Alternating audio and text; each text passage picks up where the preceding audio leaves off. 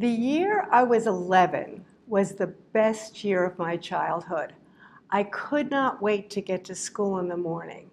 I never knew what my teacher was going to ask me to do, but I knew I was ready for it. His name was Louis Sarlin, and he was an extraordinarily talented man, which he showed us when he gave us lessons. For example, he would tell us a story and draw pictures on the chalkboard illustrating his story. And there was a guy named Uncle Wethby at the time who did that with the weather report, and he was just like that. At the end of the year, he wrote a poem for me in my autograph book. That autograph book is long since lost, but the poem he wrote for me is engraved on my heart. It went like this.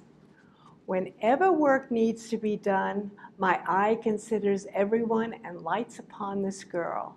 I know what talents in her lie, the creative mind, the artist's eye, and satisfied I heave a sigh at work superbly done.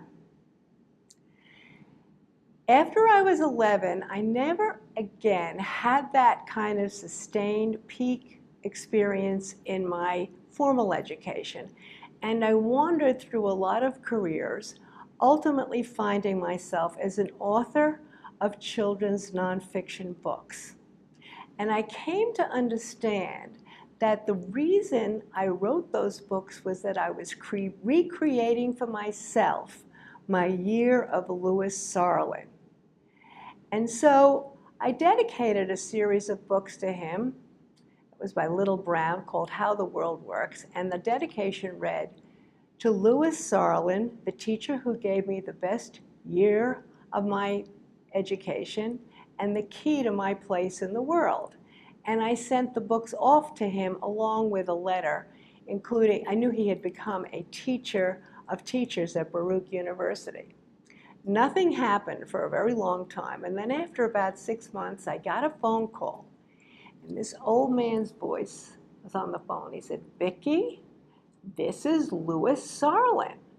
And I got very excited and talked a lot. And I said, "Oh, Louis, how are you? I'm so glad to hear from you." He said, "I am looking at this dedication in my book, and I am telling my students, teaching is such a blind profession. You never know where you're going to hit dirt, pay dirt."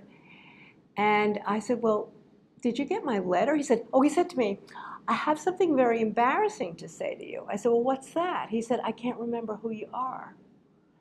So I said, "Oh, Louis, I'm Vicki Wolf." And he said, "Oh, of course, I don't know if he was just being kind." But he had not received my letter, which I did send him. And so he understood the role he had played in my life. A number of years later, after he passed, I was invited back to the school. It was a progressive school in Greenwich Village called the Little Red Schoolhouse. And I was asked to give a talk about Louis Sarlin.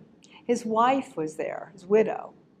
And I told that poem that he had written about me. And she came up to me afterwards and said, he spent nights, every night, staying up to write a poem like that for every one of his students.